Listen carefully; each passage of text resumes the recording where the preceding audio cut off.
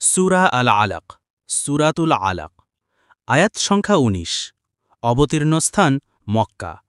অবতরণের ক্রমানুসারে এটি প্রথম অবতীর্ণ সূরা, প্রথম ৫ আয়াত। বিসমিল্লাহির রহমানির রহিম। আল্লাহর নামে শুরু করছি, যিনি পরম করুণাময়, অতি দয়ালু। ইকরা বিসমি রাব্বিকাল্লাযী খালাক। পরদয়ার প্রভুর নামে, যিনি সৃষ্টি করেছেন। খালাকাল ইনসানা মিন আলাক।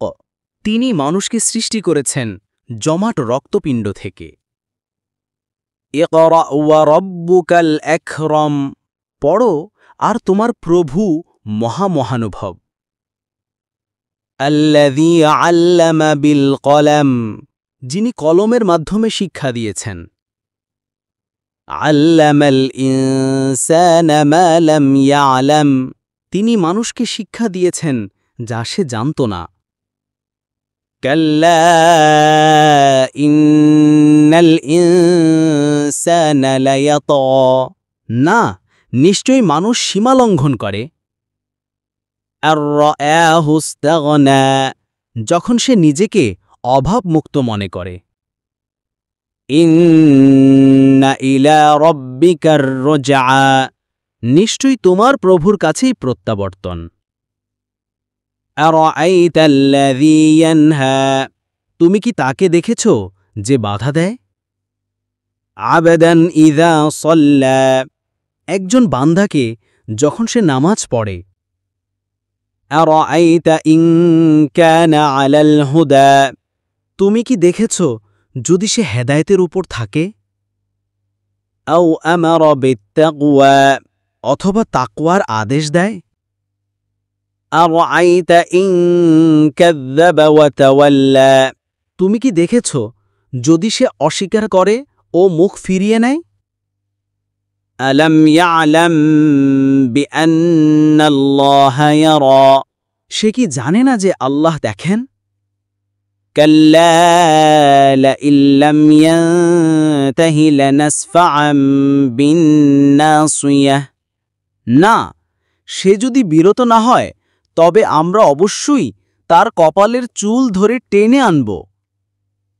নাসিয়াতিন কাযিবাতিন খাতিআহ।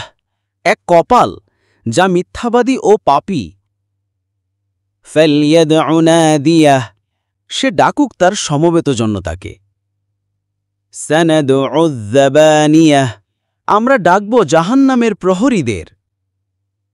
কাল্লা লা তুতিআহু ওয়াসজুদ ওয়াকতারিব। না, তুমি তার কথা মানবে না, তুমি সেজদা করো এবং আল্লাহর কাছে সন্নিকট হও। সংক্ষিপ্ত তাফসির ১ থেকে ৫ আয়াতে। এ আয়াতগুলি প্রথম ওহী। এখানে জ্ঞান, শিক্ষা এবং কলমের গুরুত্বের কথা বলা হয়েছে।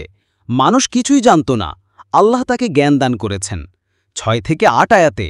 মানুষ যখন নিজেকে ধনী বা শক্তিশালী ভাবে তখন সে সীমা লঙ্ঘন করে, কিন্তু শেষমেশ আল্লাহর কাছেই তার প্রত্যাবর্তন।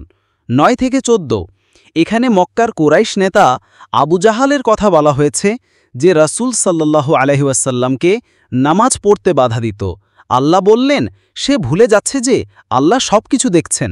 ১৫ থেকে ১৮। যদি সে বিরত না হয় তবে আল্লাহ তাকে অপমানজনকভাবে ধরবেন এবং জাহান্নামের কঠোর ফেরেশতারা তাকে টেনে নিয়ে যাবেন। ১৯। রাসূল সাল্লাল্লাহু আলাইহি ওয়াসাল্লামকে আদেশ করা হয়েছে, অবাধ্যদের কথায় কান দিও না, তুমি সেজদায় লিপ্ত হও এবং আল্লাহর সান্নিধ্য লাভ করো।